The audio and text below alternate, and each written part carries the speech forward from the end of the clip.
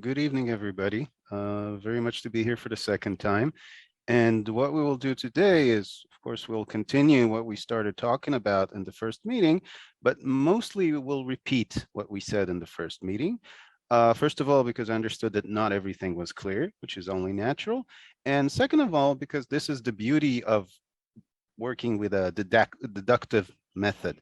You cover everything in the first 5 minutes, and then you can spend the rest of your time just reiterating and researching what you taught in different angles.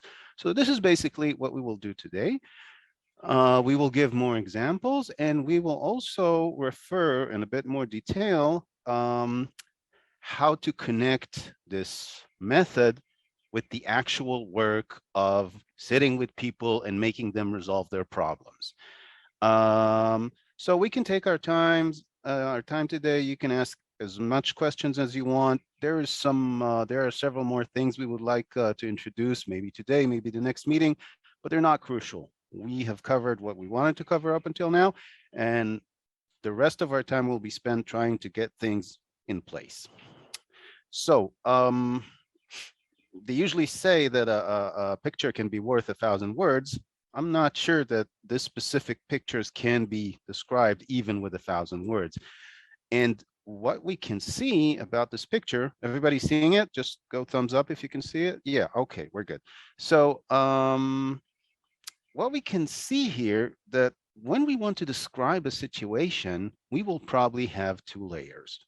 What do I mean by that? You ask somebody, what do you see in this picture? And he says, I see people and staircases, and they're going up. No, they're going down. No, they're going sideways. They're something, okay? They're actually all over the place. So we can see that when we describe a situation, there is a certain point. Up until that point, we can agree on what we are seeing. And from that moment on, this all depends on interpretation. If I look at this picture as it is, then a certain person will look like he's going down. But if I look at it sideways, I will see another person going up or maybe going down. But we can agree on the fact that we have here stairways and people. Okay. And this is basically what we've been trying to establish the last time when we introduced this technique we're talking about. We first introduced the concept of Tao. Tao is reality. It's the origin, it's the whole. And when we talk in technical terms relating to conflict, mediation, Tao is the scene we have before we had the conflict. Tao is the opening scene in which we have two people and they have a set of circumstances that they agree upon, right? They agree that there are two people, right? They agree that, I don't know, maybe they're husband and wife, maybe they're a father and mother. Then starts the interpretation. You're a bad mother. You're a horrible father. You're a good husband. You're not. So if we want to look at it more technical way, let's say two people fight over a cookie. Okay. First of all, they have to establish that there is a table in the room and there is a cookie in the room, and only then they can say they both want it. So basically, every conflict will have a base layer of things that are agreed upon. And this is the things we are talking about when we say Tao. Why? Because if we don't understand where perceptions have diverged, where people started thinking different, we won't be able to address the conflict. So when we say Tao, when we say start with approaching the conflict with the facts, we mean establish a common narrative that both people, both parties can agree to. Where was the last point that they both saw the same thing? The table with the cookie. So let's say we have a dispute. I don't know, whoever is coming and said, we fought over a cookie. I want the cookie. She wants the cookie. We had a fight. The first thing you need to do is establish what happened before they fought. Right. You both came home. You entered the room. There was a table there. And on the table, there was a cookie. You agree to that? You agree to that? Good. It means that now we have an established narrative that we can work with. So this was the concept of Tao that we talked about. And we said that the more general, the less specific our facts are, okay, the better are the chances that they will fit everybody. Now, in this case, we only have a table and a cookie. Okay, so it's not that complicated. But let's say one of them says, it was the best cookie in the world. Oh, this starts to get complicated because yes, it is a cookie, but I don't know how tasty one of them thinks it is and how much the other. So should probably say there was a tasty thing on the table, or there was a table on the table, there was something you both wanted. Because all of a sudden, cookie starts to be a problematic concept. Okay. And we also gave several examples that when we talk about feelings, when we talk about views, again, going more general and less person specific can make things more factual. If I say, you hurt me, that is very specific, saying, I'm good, you're bad. But if I'm saying, I feel hurt, that's better. And if I say, look, in general, when people are in such a situation, they hurt, that is something most people can agree to. So this is the concept of the Tao in in actual terms. It means that when we approach a conflict, we first try to establish what are the facts. What are the facts that are accepted by both parties? Then the second step we introduced was the concept of yin and yang. We said that reality, the Tao, that one narrative we all agree to, at a certain point splits. Like here, we all agree there is a square here with stairs and people on them. So this is reality. And from that point on, we start seeing different things. And this is, in Chinese philosophy, is what happens when the human mind touches reality. And it doesn't even have to be in Chinese philosophy. Okay, when a person is alone in a small room, he can't say whether he's good looking or ugly. Only when another person looks at him, he can say, you're tall, you're short, you're something. Okay, so the moment we have opinions, the moment we have the human mind applying itself to that reality, we will have differences. Okay? And our work as mediators is to reconcile these differences. That's all there is to it. How do we do it? We make one side understand the other and the other understand the first. Basically, that's all there is to it. Okay? And we said that technically what we will do at this point is to state the facts. And when we state an opinion or a direction in which we want to go, we first state the other direction. Okay, I tell one of the disputants, I tell him, look, you need to pay the other. So first and foremost, I will say, you don't need to pay him. And this is why you don't need to pay him. And I understand that this is what you think. And only then I will press the direction that I want, or maybe the other party wants. And I will say, yes, but in the end, it might be a good idea if you paid. Okay. So this is the whole Chinese concept that we talked about.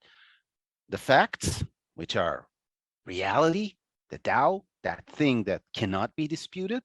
And that is the basis for any sort of discussion, or any conflict resolution. And then understanding and representing the yin and the yang, both perceptions of this concept. Actually, when we are talking about mediators, it gets a little bit more complicated because that reality that we talked about is interpreted by one side, the other side, and a third side, which is the mediator. But we would like to think that as mediators, we won't add complexity, that our opinions will not play a role in this conflict resolution. Again, we can never achieve that 100%. We will always like one of the sides better. But most times, I think it's pretty straightforward being professional, at least outwardly. So let's see.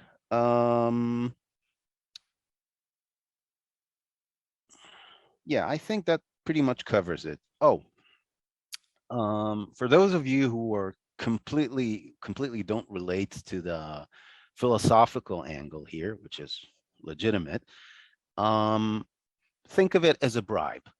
Okay, as I said before, I want a patient to take a pill. That pill tastes bad.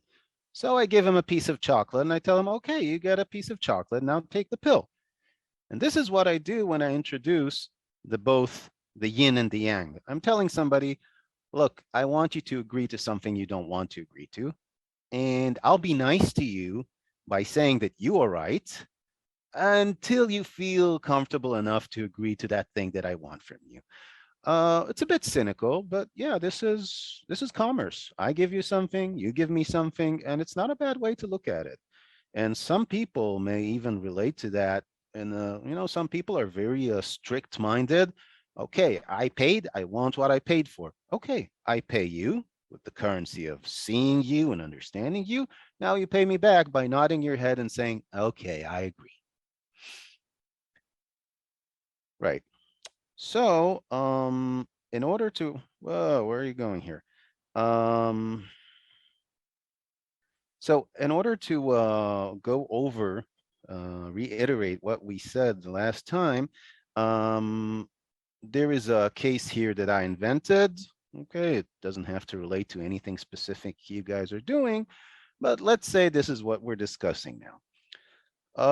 Yana worked for Andre in his successful restaurant. She learned a lot from him. She didn't have a restaurant before that. She didn't know how to run a restaurant. Basically, all she knows, she learned from him. Then she started her own business, which is now competing with Andre's. Taking it to court will ruin both of them. Everybody knows this. Court takes years. Lawyers make people hate each other. Any lawyers in the audience, I'm very sorry for that. And Andre understands that, but he thinks he's right. And he brings a mediator in order to that. So the mediator will go to Yana and explain to her what a shitty person she is and how she stole from him. Now we're not going to do that. We're going to try to mediate. We're going to try to bring about a reasonable solution to this. Okay. So first of all, let's look at the micro level. Okay. We said that whatever we do, we start with the facts, then one point of view, then the second point of view. So let's say the first act will be to call Yana and tell her, as we said before, I'm a mediator. Andre brought me on board, and I think we need to talk. Okay. So what will be the first thing we will say? We will talk about the facts, that basic picture that came before there was a dispute. Look, you work together and now you opened your own business, right? We're standing in her restaurant. She can't say she didn't open it. They did work together. Maybe I missed some facts, but this is where it all started, right? She can't say, no, we never worked together. It is. Now, I am going to ask her eventually. I want currently what Andre wants, and this is to approach this conflict, to have a talk, to hash it out. And my fear is that she will not want to do that.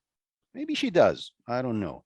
But if Andre wants to talk, she probably doesn't. So I start with what she wants. I say, look, don't get me wrong. I'm not saying there is right or wrong in this. Okay. Andre sent me, but it doesn't mean that I represent him. So if you talk to me, it's not such a big deal because you don't admit guilt or anything.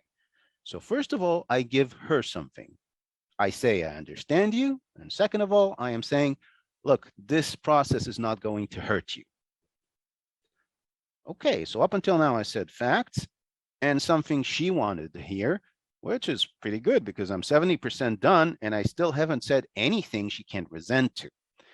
And then I bring in the broccoli, that thing that doesn't taste that good.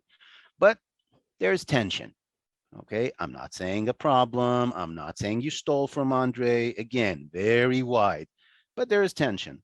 And that's something we might want to address. Now, as you can see, it's not only that I gave her something, and it's not only that I used very unspecific, wide terms, I also made my assertion very, very, very mild. I didn't say we have to talk. I didn't say, look, it's in your best interest to talk, because um, uh, if I use force, the other person feels threatened. And when people are threatened, they don't think clearly. You might tell her, look, if we're not gonna get this mediation going, you'll be going to jail for 10 years, which is very persuasive. Problem is that the moment people are exposed to such aggressive means of persuasion, they lose their cool and they start getting wild. Oh yeah, 10 years in prison? I'll show you 10. Get the hell out of here. Blah, blah, blah, blah, blah, blah. So you want to start small. If you start small, you can go big later. If you start big and you get refused, which will happen most of the time, you can't go back to small, right? Because you already used the big guns. You said, he'll sue you and he'll take all the money you have. And then you go, would you like to talk? That'll be a little bit ridiculous. So this is one micro situation in which we have used this method, namely in order to begin our conversation with one of the parties, establish communication. So it's also a question of how we assess the situation and where we want to start. Because in this case, we started not knowing if Yana wants to talk or not. We said she may be hostile. She may not want to hear the name Andre. And we need to start from the very beginning to make sure that she understands that talking is not bad. But let's say we already talked to her on the phone and she sounded completely calm and she said, yeah, sure, no problem talking. So we don't have to go through this. We can start from a later stage, as we can see in the second set of facts. Okay, so she knows more or less what the backstory is. We don't have to start from way back then, 10 years ago, you started working together. Nope. We can start with what Andre is saying because this is the point where we are now. Andre wants to start this conflict. She doesn't know what it is about, and we need to introduce it to her. So Andre says that he's willing to take this to court. He did, not saying it will be lying. This is not something fun to say. Saying the word court, saying lawyers, saying police make people stressed. And when people are stressed, they do stupid things. But this is what it is. I can't help that. Now I am saying what she thinks. I guess she doesn't want Andre to take her to court, right? It's a bad idea, personally, financially, and in every other way. I told him that. Look at me. It's not only that I think it's a bad idea, I represented you with Andre saying to him that this should not happen. So you can see that I'm also on your side, not only on his side. But again, the first thing I said was why not to go to court. But if we don't do this mediation, if we don't get going the way we want to go, this might get there. Again, I'm not saying you will be ruined. I'm not saying you will be to blame for it. I'm just saying that there's a chance of that happening. So basically, what I told her is, look, if we don't do mediation, it goes to court. That's all I said. But I started it with base facts. Okay. Who wants to do this and how they want to do it and why they want to do it. Again, maybe I should choose my facts sometimes. I don't have to say, Andre, say you're a lying bitch and you stole everything from him. I'm not sure this is going to be a good fact, although he did say that. But court is important here. And then I say why this is not going to happen. We're not going to court. Okay. I leave everything aside and I'm saying why we're not going to court, which is probably what Yana is thinking. And then she gets her part of the deal. And then, only then, I make my point that there's still a slight chance of us going to court. So it's not as if I knocked on her door and saying, look, either you go to mediation or you'll go into jail. I said, no, it can work out in court too. It's just going to be a bad idea. And when you put that mildly, people understand what you want to say, and they have the mental capacity to listen to you. They're not afraid. Okay, so these are two micro situations in which you can use this method of Tao, which is fact, and Yin and Yang, which are the conflicting point of view. Now, as some of you may remember, there was a third part to this, which was Qi, because eventually in both scenarios here, I want something to happen, right? Let's say in the first scenario, I want Yana to talk to me. I want Yana to commit to mediation, but I'm not taking out the form and saying, okay, sign here that you're willing to have me as a mediator in this thing. And in the second scenario, I'm not telling her, so you have to agree. Okay. The impact of what I want to say is already said by the gap that I have created between the opposing points of view. If I said first, I understand that blah, blah, blah, blah, blah, but blah, blah, blah, blah, blah, it means that I'm here. This is what I want to happen. And the less I stress that, the less I press for this, people will find it easier to accept. Okay? Because you look at a kindergarten squabble. Okay? If you tell somebody, give him that back his toy, he might do that. Then you say, give him back his toy and apologize. Ooh, that's going to be a little bit more difficult. So the greater the price you demand from people, the more resistance you will meet. Now, if you take a small price, you make a tiny little win, and you see that people are completely comfortable and accepting what you want, okay, you can go to the next stage. Next time, maybe you can go a little bit bigger. But as long as you don't know what you're facing, and as long as there is tension, use the smallest tools possible. And if possible, do not state what you want. It will most times be implicated. A very common scenario on this point will be that the other person will look at you like, okay, so what do you want? Oh, you asked me what I want. I didn't tell you what you want. I was willing to leave without asking for anything, but you asked, so I'm saying it's cheap, but it works.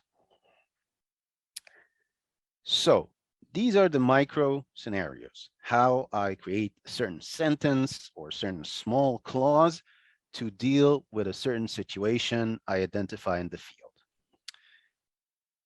Now, there is the question of how I apply this method to the whole conflict. Okay, from the moment I talk to Andre and I understand that I have this problem, till the moment we say dobrediti or whatever, and we all go back home. Okay, how do I form a battle plan using these elements?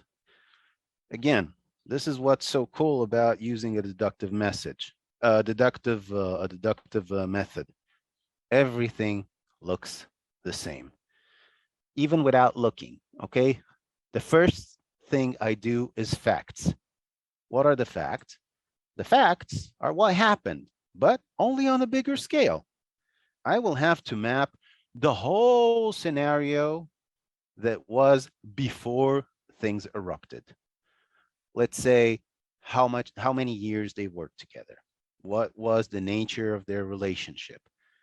Did Diana like working with Andre or the other way around? Uh, because at a certain point, when she will feel stressed, she might say, he was abusive. He didn't give me my money on time, blah, blah, blah, or something like that.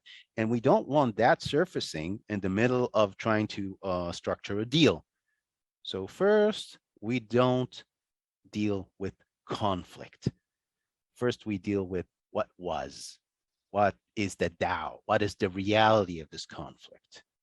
Okay. And there will be certain points that they will not agree about. Okay. Andre will say, I paid her fair.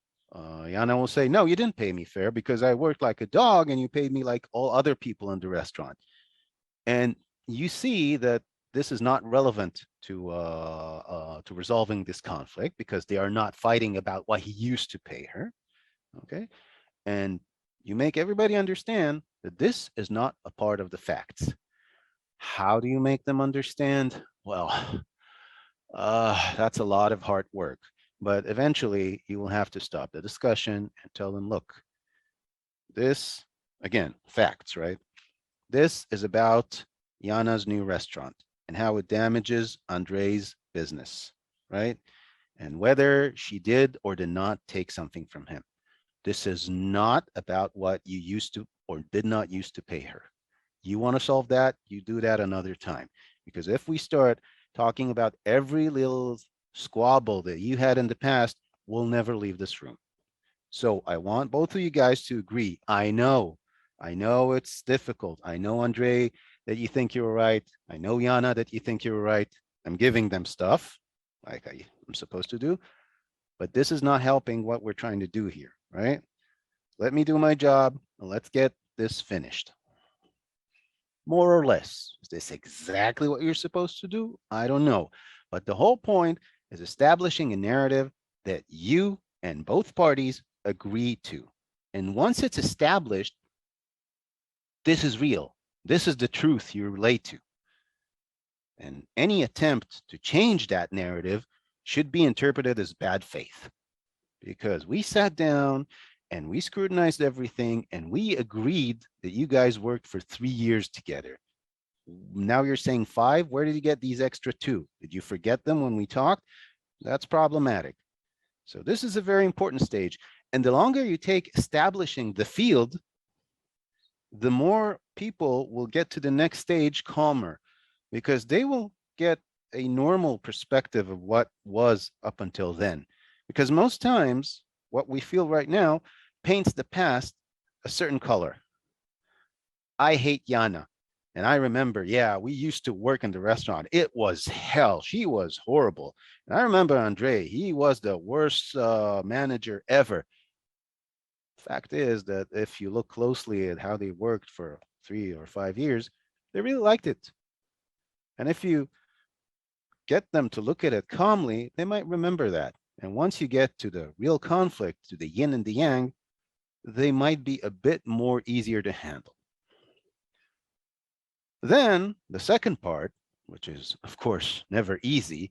Oh yeah, we put our finger on that point when we had a meeting like between those sessions. Um, the method I'm introducing to you guys is very simple. It's 2.5 stages. If I'm really strict, it's only 2 stages. It's not easy. Not easy at all. Why? Because the two things we are asking us and the others to do are completely counterintuitive. Okay. You're in a fight, stop the fight and talk about the past. I don't want to talk about the past. I want to fight. This is why I'm fighting. So this is one thing. And the other thing is, okay, you hate that person. You have a problem with that person. Now try to be that person and say what he thinks. This is horribly difficult. Um, yes, it's not complicated, but it's difficult. Yes, I agree. So the second phase of what we'll be doing in our battle plan is what we will be doing in the micro, uh, on the speech level, but only bigger. All I will try to do is make Andre understand what Yana is thinking and make Yana understand what Andre is thinking. Understand, acknowledge, see, accept, call it whatever. Different than the position they come to this conflict with. At the beginning of the position, you probably saw that tons of time, like two people sitting in a room, and one of them is saying, hi. The other say, oh, hi. Now you're saying hi. Oh, remember 2 years ago when you didn't say hi? Everything is disputable. Everything. And what we're trying to do now is to take each one of these instances, actually, it doesn't really matter which one, and train the other to understand that they're not alone in this. So anything can be used for that. I get into the room and, Andre is talking about getting compensated for each customer that Yana took from him. Okay, they start with that and they start screaming at each other, and then you stop them.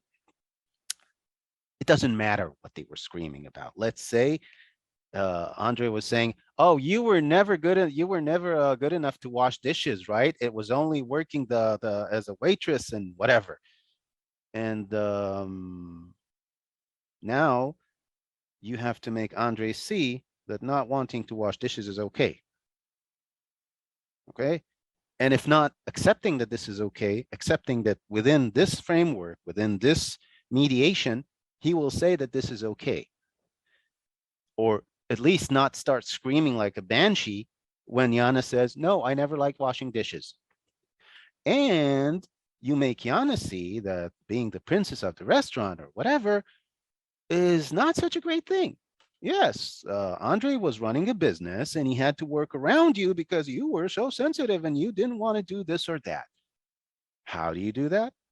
Exactly in the same manner that you do every other micro step. They're screaming about dishes. Okay. Now let's say we want to represent Yana here. So we say, wait, wait. Okay, I understand. Everybody's really angry. I get that because yeah, angering things happened here. But Andre, look, you and Yana worked for 3 or 4 years together, right? And you knew what she was like and what she liked and didn't like to do. I'm not saying it's good or bad. I'm not saying this is the ideal worker. Okay. Now I'm giving him his point of view, right? I'm saying Yana wasn't such a great worker, but you knew what she liked doing and didn't like doing, and you kept her, right? So I'm saying you're not all that right. And I'm not saying, so shut up and don't mention the dishes again, because this is what I want to happen. But I'm not saying it. So the next time Andre starts, oh, you never did the chores in the restaurant or whatever, you will be thinking, yeah, but uh, I did let that happen because I really liked having her around. She was an excellent worker, except for that. And a little by little, hopefully, he will stop thinking that he is the only person in the room that knows that washing dishes is good. That's it. Grab every opportunity you have to do that. Now, you might probably need a bigger agenda. What are we going to talk about in the next meeting? Okay, you can do that. You will probably have some very technical plan of looking what are the options for compensation for Andre, looking whether Yana is legally liable or not liable. Okay, you can talk about these things, but you will not really make any progress until you solve the yin and yang matter. So whatever it is you're talking about, just grab every opportunity to do that. Okay? It's not going to help you Again, I'm saying as if this is the God's given truth. It's not.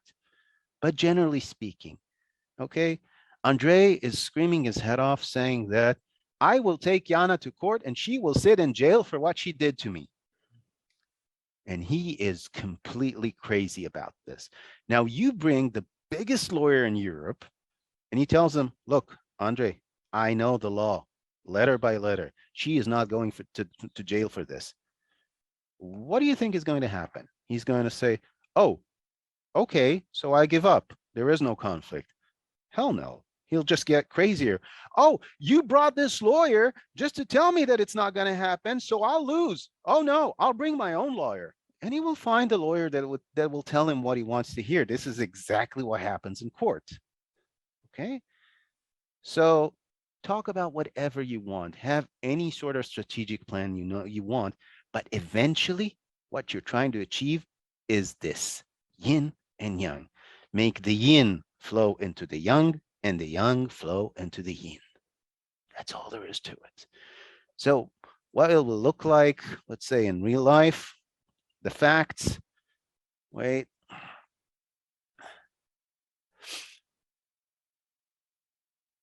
How do you approach this strategic part of facts as a plan, right?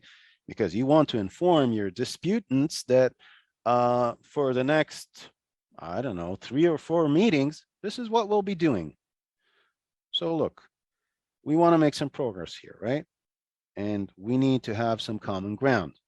We need to have something to talk about that we agree upon. Otherwise, we'll just keep screaming and going in circles forever. Okay? So I understand. Now, this is you against them. They're the other party because they want to fight and you don't want to fight.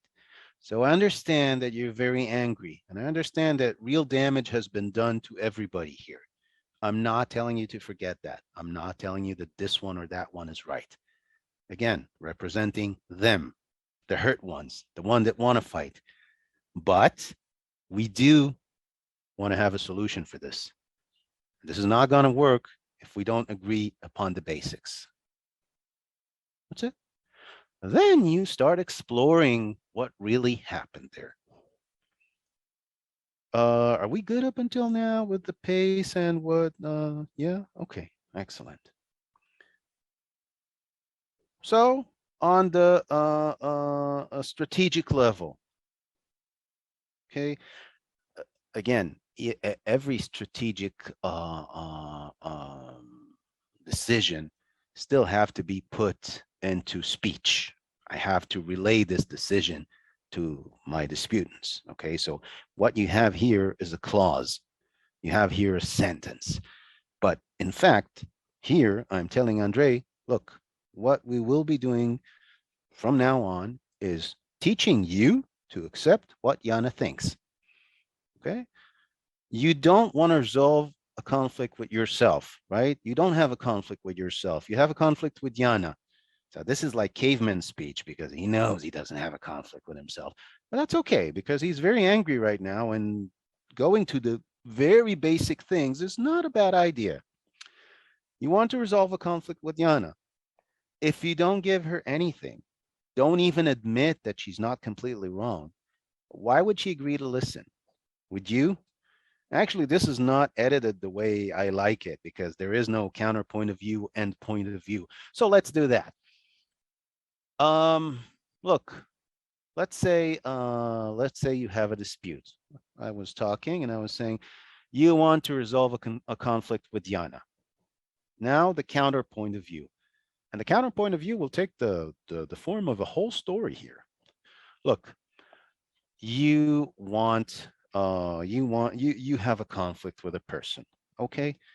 And you're talking and you see that the other person isn't listening. It's not as even that he agrees or disagrees with you. He is not listening. He's so angry with you. He is so confident that he's right that he's not listening to you. Do you think you would be able to solve a dispute with such a person? And he says, I don't know, maybe. And then I push my point of view saying, no, I don't believe you could. I'm a professional and I've seen people in these states and no, you can't without listening to the other. Again, I can say here, so take my advice, and when Yana is speaking, you need to listen. Don't say that. Don't say that. Because if you've done your job right and presented things in a proper manner, he understands that he needs to listen. And when you will say with his enemy in the room, you have to listen to your enemy, he will lose too much face and he will be angry. So he will maybe still listen, but chances are not as good as with not saying it at all. And if you see that he doesn't listen, okay, you can say that. But don't start with asking for this. And again, you approach the other person, okay, and you say, basically, you say the same thing of listening to the other. Now, here is just another angle of this. Yana, you keep talking about courts and contracts because she's very worried about the legal angle, whether she's liable or not. And all she's saying is that, look, I didn't have a contract with Andre. I didn't steal from him anything. We can go to court and nothing will happen to me. Okay. Yana, you keep talking about courts and contracts. Andre's talking about human trust and friendship. If you want to resolve this, you need to talk at least some of his language. Otherwise, he'll think you don't understand him, and then nothing will happen. Again, bad example. Why? Because I forgot the counterpoint of view. So let me slip that in. Andre is talking about human trust and friendship. Counterpoint of view. Why you should not listen to Andre. So look, right now you're not friends. You don't need to please him. You don't need to respect him. You don't owe him anything. You're right. Okay. But you do want to resolve this conflict, which is why you are here. And this is my advice to you for resolving this conflict. Listen and talk the same language. Otherwise, again, we're not leaving. So this is it.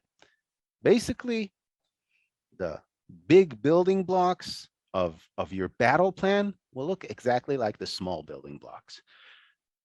I don't know how many meetings, I don't know how exactly you guys do this, but we do this until we have an established narrative. Of course, while establishing the narrative, the two disputants will try to kill each other like every 5 minutes. And every time that happens, you refer to that specific thing that happened in the same language that you use always. Look, we are trying to talk and you are screaming and you are screaming. I understand that you're very angry. I understand that you're very angry. Again, the content will be different. One time it will be about the dishes, one time it will be about the money, but the main idea will always be the same. Yes, you are right to be angry and to try to fight each other and not to listen to each other. But then again, if we want to finish this and if we want to get somewhere and stop seeing each other, then this is what we need to do. Right. So this was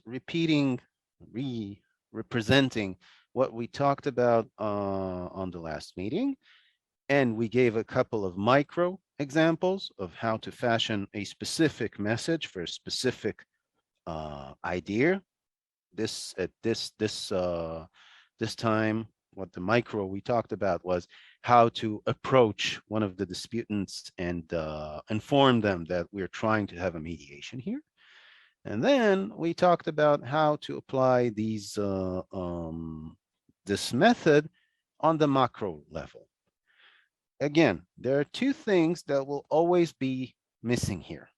Okay, this is something that I may have not said in the first meeting, which is probably very dishonest of me. Why? Because in Western thinking, we like having a whole process. I pay for a ticket, I get on the bus, and the bus takes me to a certain place. Now, with Chinese philosophy, you pay the ticket, you get on the bus, and then the driver tells you, I don't know actually where this bus is going, but it's going to be a very good place. So as you can see, at no point, reluctantly I did, but at no point did I tell you, Okay, and the first meeting you talk about this. And when a person does this, you do that. And the solution you're trying to get is this, which is very comfortable, makes us all very happy. But again, that's not the method. And second of all, the first time you run into something that you don't know, you will crash. Okay. So this open bus ticket may be a little bit confusing, but it will serve you excellently in places you visit for the first time, and maybe not for the first time. Okay. So if anybody's expecting that by the end of this meeting or the next meeting, you will come out with a complete recipe of how start to finish run a mediation, this will not happen. Again, there is a lot of content that can be talked about, but what I'm trying to do is give the frame of what to put the content into. Let's say some of you guys are financial wizards. Okay, you know all about stock market and blockchain or whatever. What the hell am I going to tell you about that? I don't know the first thing about this. So the next time you have a dispute between two businessmen, you know what this is the solution that you need. Okay, not me. But how you will introduce the solution? Okay, I understand this was your Bitcoin and he took it from you, but and I understand that this was with your agreement, but he took more than you agreed to. Okay, that's the method. Okay. And as for final, no, let's not say that. Jews are not allowed to say final solutions ever. So as to solutions,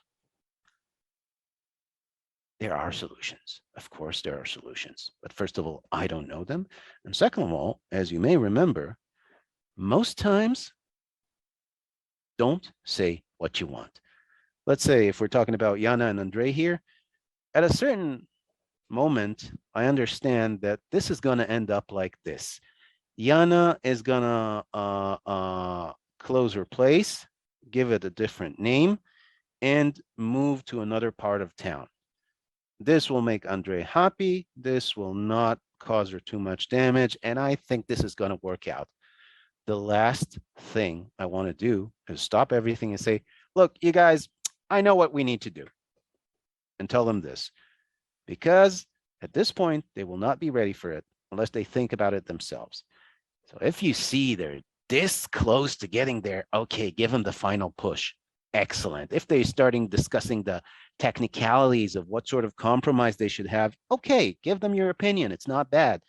But don't push a solution if there's a chance that they will get them themselves. Okay.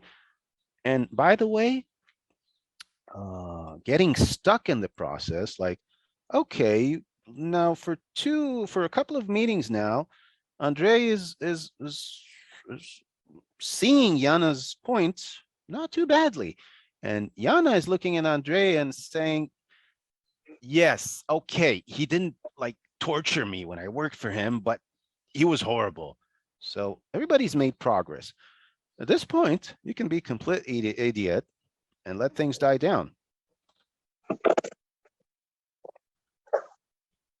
And they look at you and they're saying, yeah, okay, we got that. Now what? Saying, I don't know. Again, if they're going to kick you out of the room and not pay you, then don't do that. But letting things stand still and letting people stew is not a bad thing. Read the room. If you think that egos have been diminished and people are going to make a change, let it happen. You don't have to babble and push them into doing it. So at a certain point, Andre will say, so what? We're going to be here like forever? And you're saying, I don't know. You guys came here. You can leave whenever you want. No, but we can't leave. We didn't reach a solution yet. That is true. Ah! Okay. You just close the damn place, go somewhere else. I'm not suing you. We'll never talk. And we're done. Okay. And this is something that as facilitators, we find very difficult to do because we would like to think that we are solving this problem ourselves. No, we're not. We're just, making some room for things to happen. Okay. Uh, when I start shouting, does it hurt your ears, or are we okay here? Because sometimes I just okay, whatever. Um, well, what is this? Oh, yeah. So, we talked about a solution, right? We said we're not giving any solutions and will not. There is a template here for how to, do in general, because we talked about how you start. We gave the micro scenes of how to start the communication. Okay, so let's give a general example of what finishing might look like. Okay, so again, without even looking, what did we have until now? We said, so we've been here like for 10 months. Oh, no, let's say 10 meetings, and we have agreed upon this and that. Okay. And then we started exploring what Yana thinks and what Andre thinks and blah, blah, blah, blah, blah. Okay. So what you're going to say is there can be a solution. So the first thing you have to say is why there can't be a solution. Okay. And again, this can take a whole story. So look, you both came here very angry and very determined to hurt each other. And to a certain extent, you still are. I'm telling you, I'm sitting in this room and it's not a fun experience. I don't think you should be best friends or marry or anything. Okay. And and coming to an agreement from that point is very difficult. So again, I am giving them their due. I am giving them the chocolate. They want to fight. I tell them, you should fight. And then again, I bring my own point of view. But if you ask me as a professional, I think we came to a point where we can finalize some sort of agreement and get this thing done. You don't agree with me? We can keep on chewing on this. If you do, let's get down to business. That's it. So this would be, again, describing the process. That will be the DAO, and this will be a bit more easy than describing the initial conflict because you were there and you are sort of the authority, and you might have the power to say what the narrative is without them trying to kill you. And then you say why we shouldn't solve this problem because you always present the other perspective. And then you say why you think we can and should solve this problem at this time. That's all there is to it. Okay. Right. So at this point, we are done with reviewing the method we talked about in the first meeting, and we gave several examples. If anybody has a question regarding the general idea that we've introduced up until now, feel free to send it on the chat, and yeah, and not Yana, Tatiana will send it to me, and I will ignore it, and yeah, that's the way it works. And even if you remember like 5 minutes later, it's all good. Just if you have any questions, ask them. Okay, and if you remember even after the lecture, send them and we'll refer to them on the third meeting. So now, how are we doing for time? How much time do we have? Help An me out hour. here. An hour? Півгодини. Half an hour. Half an hour. Half an hour. Oh, half an hour is excellent. That is exactly what we need. So when I talked to Dennis and Tatiana, they said, okay, you're a very nice guy and you know how to talk about philosophy and everything. People here are having mud fights. They're dealing with difficult situation. They need, a hammer and a screwdriver and not just the philosophy. So I'm a big liar because I promised I will never talk about content and I will not give exact solutions, and now I will.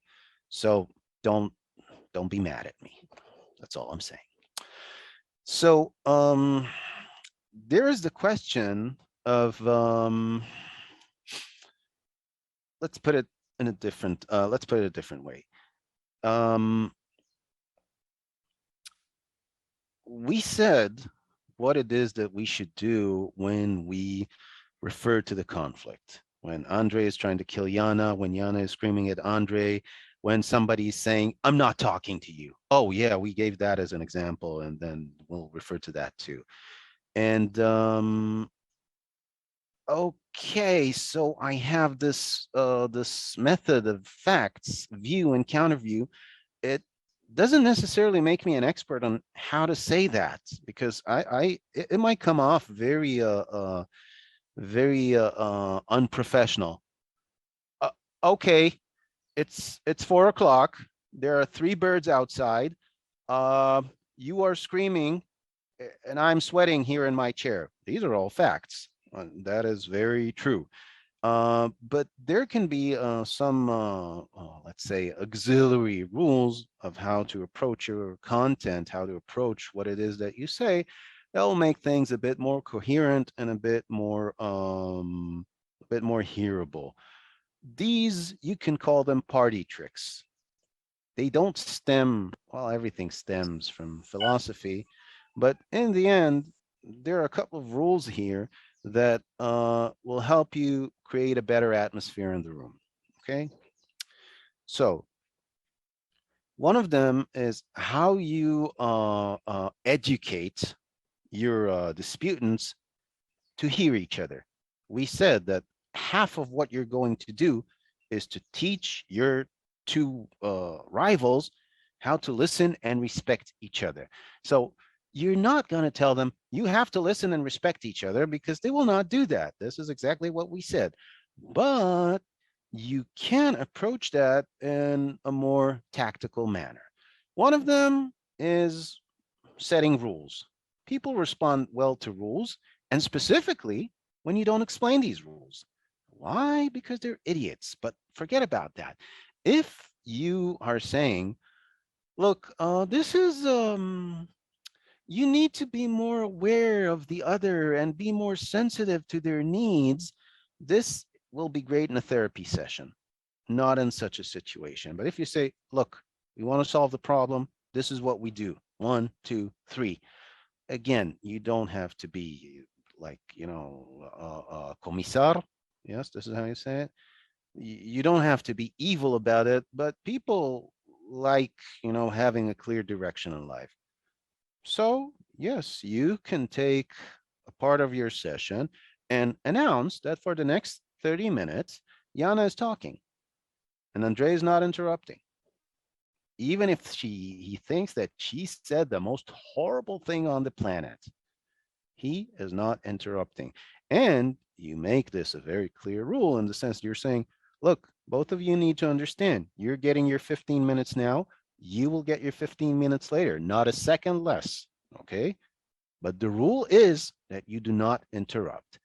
And so, in a very technical manner, you force the two disputants to listen to each other without having that crazy mud fight they usually have. Okay.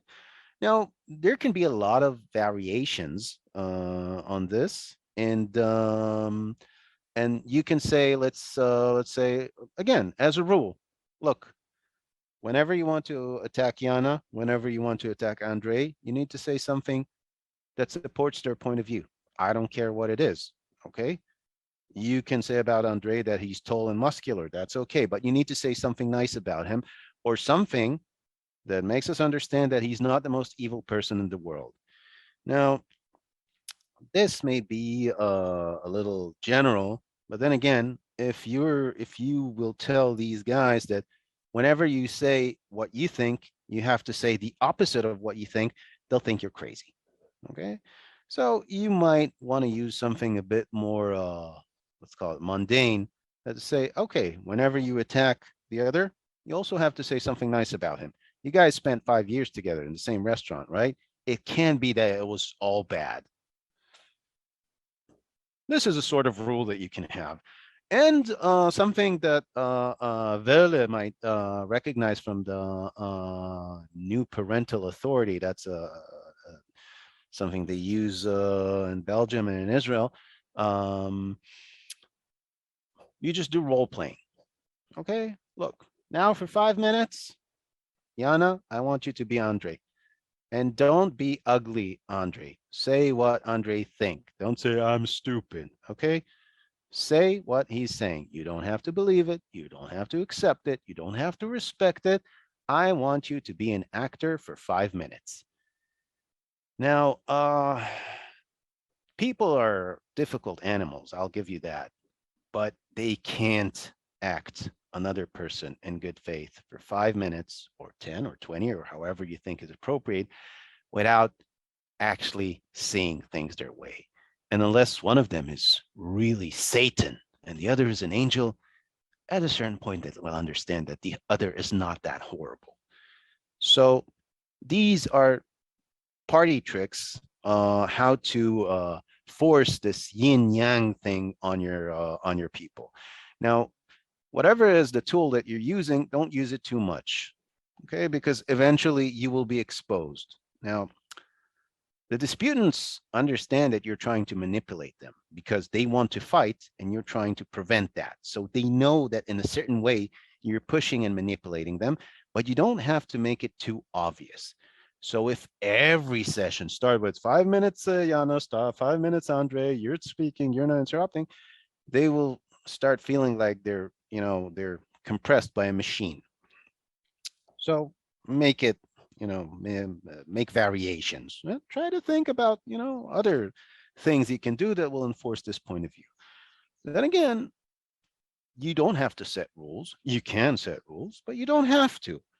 Let's say if you're a good conversationalist and you're more comfortable with, with working with the table rather than setting rules, somebody is talking, Andre is talking, you say, Andre, I don't get it. Like, okay, you have a dispute with Yana, but when you're talking, it's just you.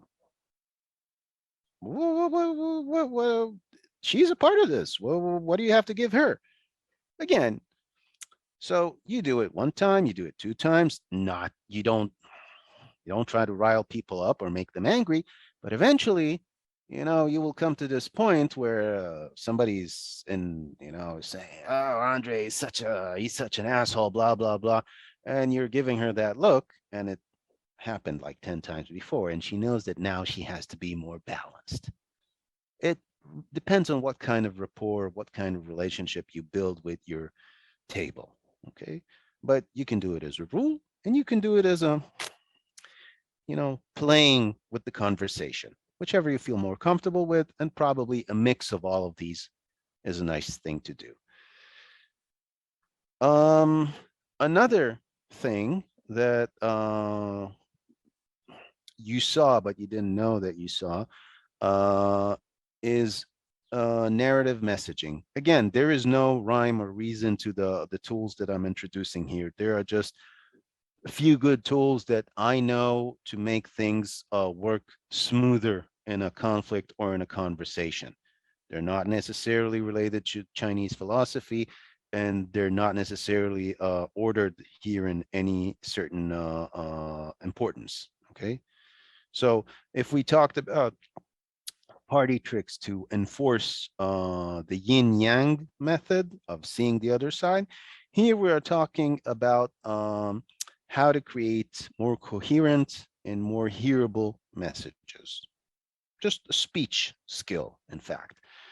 So, a good method of relaying a message is using single facts in chronological order. Okay. And I did that when I talked to Andre and wanted him to listen to Yana. So, what I wanted to tell him is your behavior does not encourage communication. This is what I wanted to tell him. Okay, but if I tell him your behavior doesn't encourage communication, it's very direct, it's very short, it's very abrupt, and is a message that he has to agree to or disagree to. And he may not even understand what I'm trying to say because this is a simple message, but I can also say something like, look, if you're in a conflict and you have this feeling that your point of view, rather than being respected, is being ignored and used against you, then you may not want to communicate. I didn't even understand what I just said. Okay.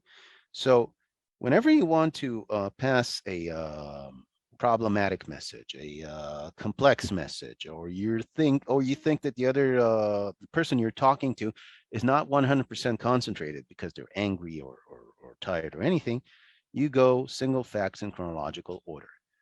So what do we have to say that Andre is not listening, and this is not good communication?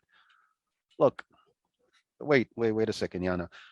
Look, we are here to solve our problem, right? Okay. This is what happened first, chronological. Now, we have a system here. One person is talking, the other person is talking, everybody's listening. Again, these are the ground rules. They came before that scene that we have now. Now, Yana has been talking for 5 minutes, okay? And I can see that you're somewhere else. Maybe you're thinking about the bad things she did to you. Maybe you think about what you have to do in the restaurant.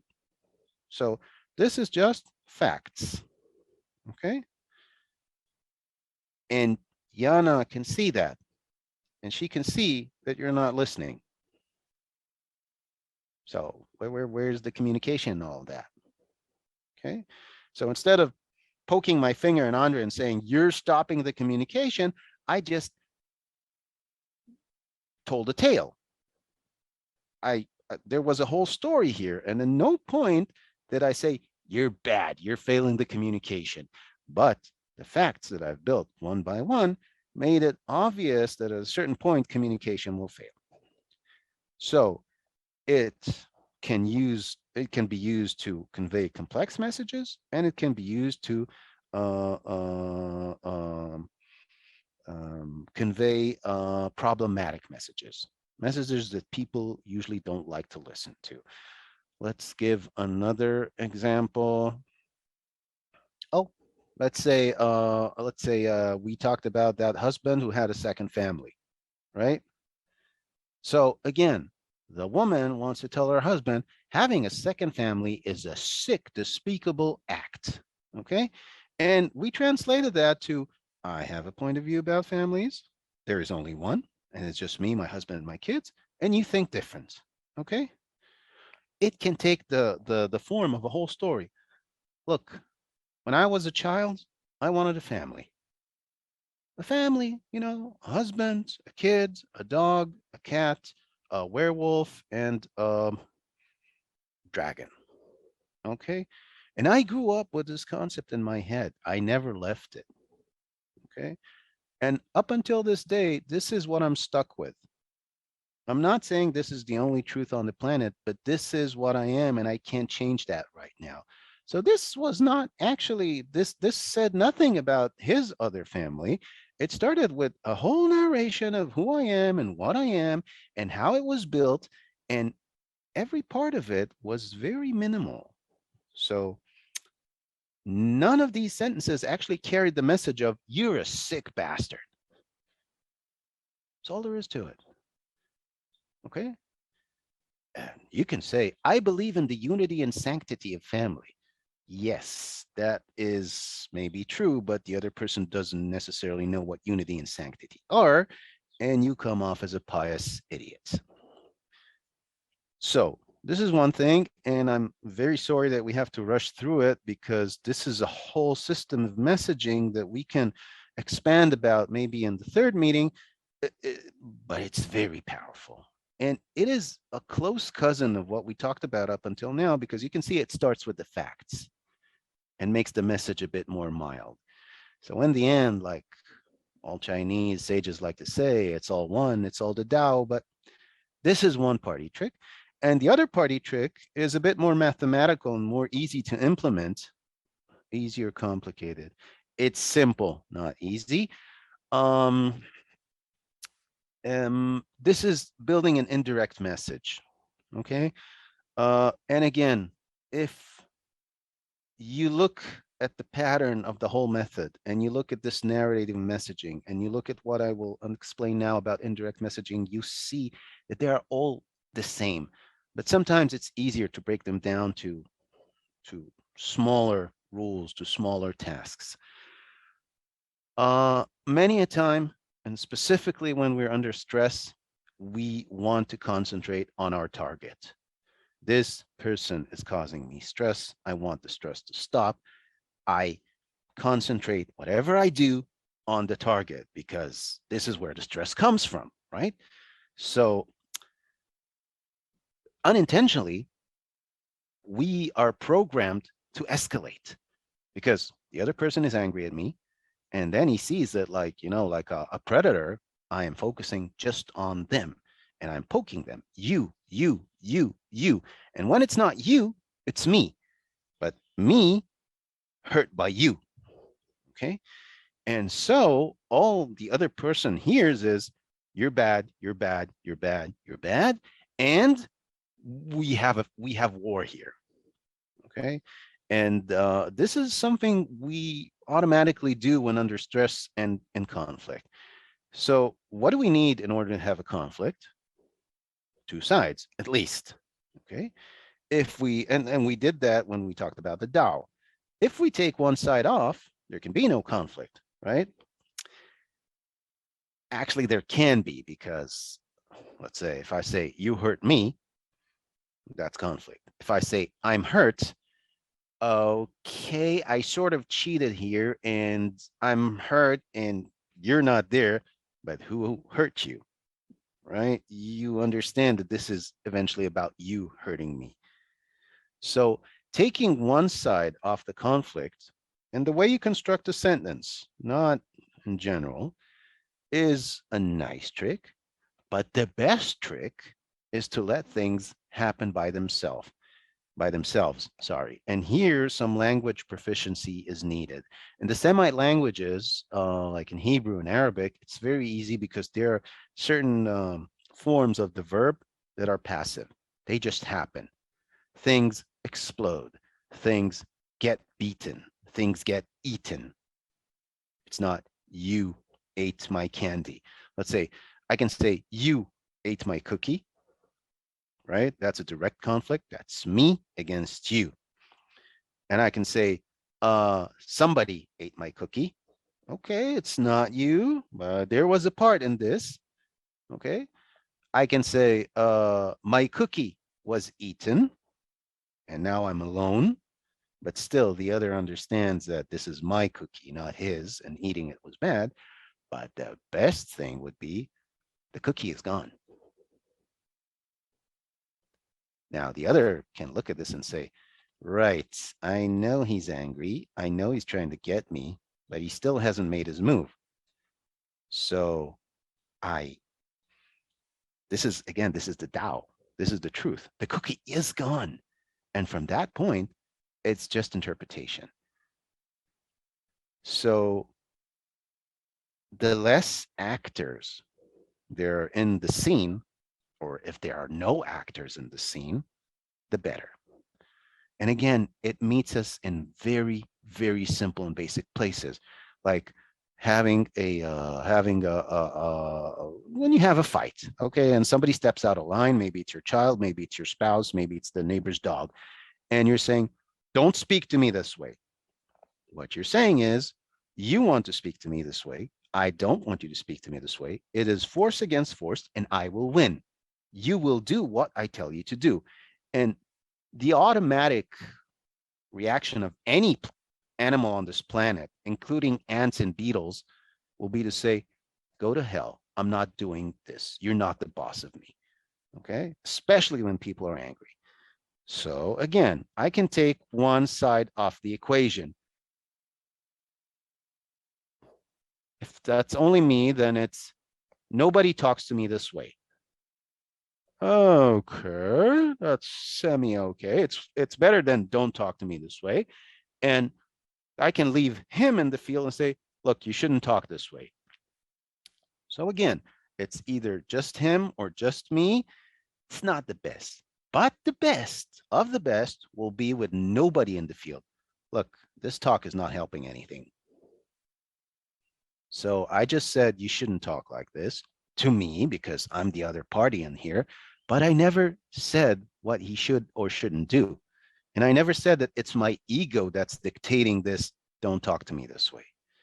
Okay, so specifically concerning this this party trick, try to look at things as objects, not as things done by people.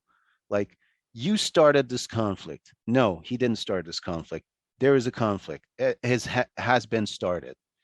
Okay. Stop fighting with each other. Okay. Fighting is good. Fighting is bad for what we're trying to do here. So it's not you fighting him. It's the fighting itself that is bad. Again, takes a lot of training to adopt this sort of talk. And I can tell you, for a person who's been exploring these fields for at least a decade, I get angry. I sometimes forget these things. And it's a burden to think that way. But on the other hand, you guys are supposed to be professionals. And most times when you will be involved in a conflict, you will be doing it as spectators, not one of the conflictants. Let's say that. So these were the tools. Oh, and this is the karma thing. No, we will save the karma for later. How about some questions? What,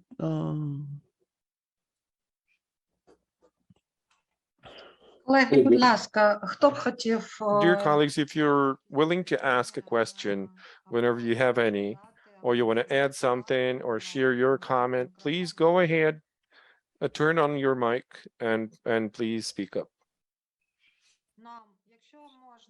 Noam, if that's possible, please stop sharing your presentation so that we can see each other better. Of course, of course, of course. Дякую.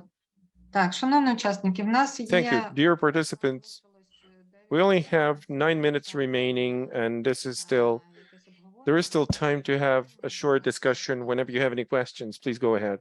Oh my God, we have 2 Yanas here and an Andre. I'm so sorry. I didn't mean anything. It's too late, it's too late. Oh, thank you. Thank you. Так, колеги, будь ласка, щоб ми розуміли... Dear colleagues, just for us to understand where we're moving forward to, and in webinar 3, if you can express some of the ideas about what you would like to hear, we really appreciate your feedback. So please share some of those questions, or is there some of the ideas that you might think useful to be discussed during webinar 3. Please tell us what you think about these two, the last two. I mean, this one and the last one. All right, Katerina, go ahead. I think this is a brilliant idea to share these formula, the language examples like you've demonstrated today. We would really like to have something similar in our third webinar. But I'm not sure if this format allows us, if it does, I mean, I would ask if we could get some information from Noam about techniques, how you support yourself, how you support your own internal resources, especially after very bad fights. Oh, yeah. Can I answer another question? That's look. First of all, thank you very much for this. Second of all, the more examples you send Tatiana of specific cases you guys have, the more specific content I can construct according to this formula, right? So as much as you can, we'll probably be able to press like a couple of cases all in all for the next webinar. Maybe, I don't know, we'll do an open hotline or whatever. But this, as far as the content is concerned, this can be done easily, even not on webinars. Just send examples and you will get that content. Some of it will probably be good for you.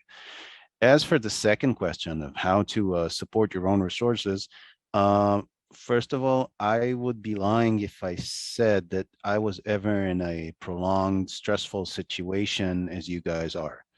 Again, I don't know the specific cases you're dealing with, and I don't know, maybe some of you are living in places that are not under fire currently, but I think that your situation is unique.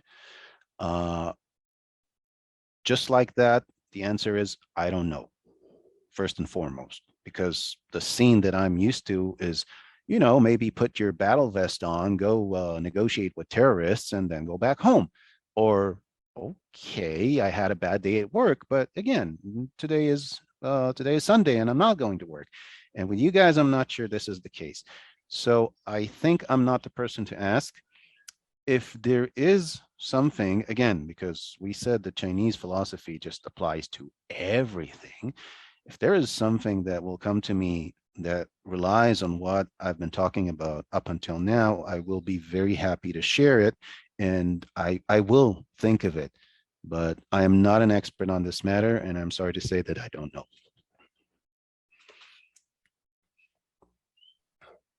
Can you ask something I Так, do know the дякую. answer to?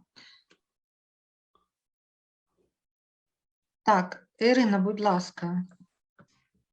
Please, Katerina. Oh, Irina, thank you so much. And thank you for being humorous from time to time, because that's sometimes really good to discharge a very stressful situation.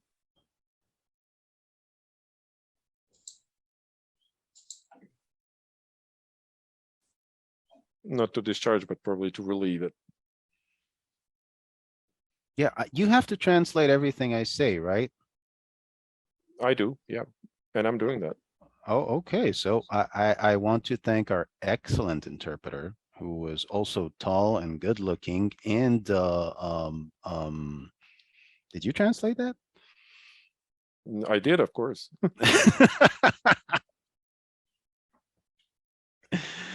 Look, if you don't want to ask questions, that's okay. I have a football game to go to. That's okay. Just look, send examples. Send examples of cases.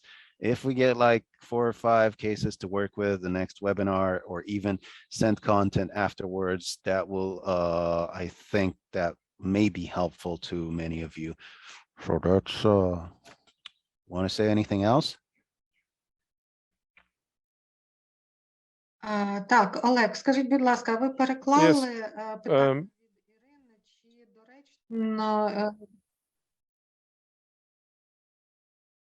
Ні, так, Ірина питала, чи Well, доречно... Irina asked if it is actually useful to use humor in mediation. Is it good to be Oh. humorous? Again, actually, yes, there is a professional angle of this that I've been working with. The thing is that you don't, and again, as a person that relies a lot on humor, this is me talking from personal experience, not necessarily as an expert. Okay, just to be clear, I rely a lot on humor in my personal life and my professional life. And sometimes it's better to be a bit dry and read the room and assess who you're talking to, instead of making the grave mistake of, of having a bad joke. Having said that, jokes, as jokes, can be very powerful tools, because every joke is actually a logical tale. The thing that makes jokes funny is the fact that they follow a certain logic and then they twist it. And that twisting is maybe stupid or maybe irrational, but it demonstrates a certain sort of behavior that is acceptable or unacceptable. So let's say you talk to Andre and you're telling him you are like that donkey who's running in circles and bashing his head against the wall, blah, blah, blah, or whatever. Then you convey a very, actually you're telling him is stupid, right? But maybe you made him laugh before that and conveyed the message that doing this is irrational and not helpful. So humor in general is a double-edged sword, can be a little bit dangerous.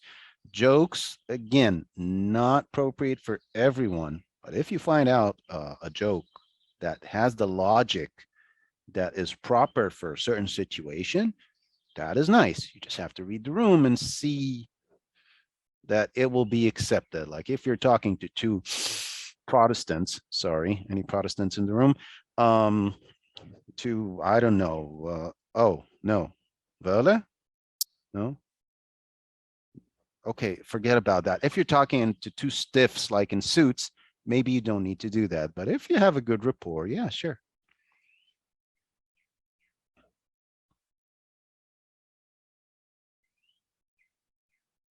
Дуже дякую за відповідь. Thank you so much. Thank you very much for your answers. And thanks very much for today's webinar, Noam.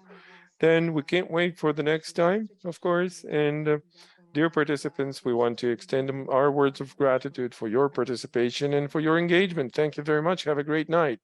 До зустрічі. See you next time.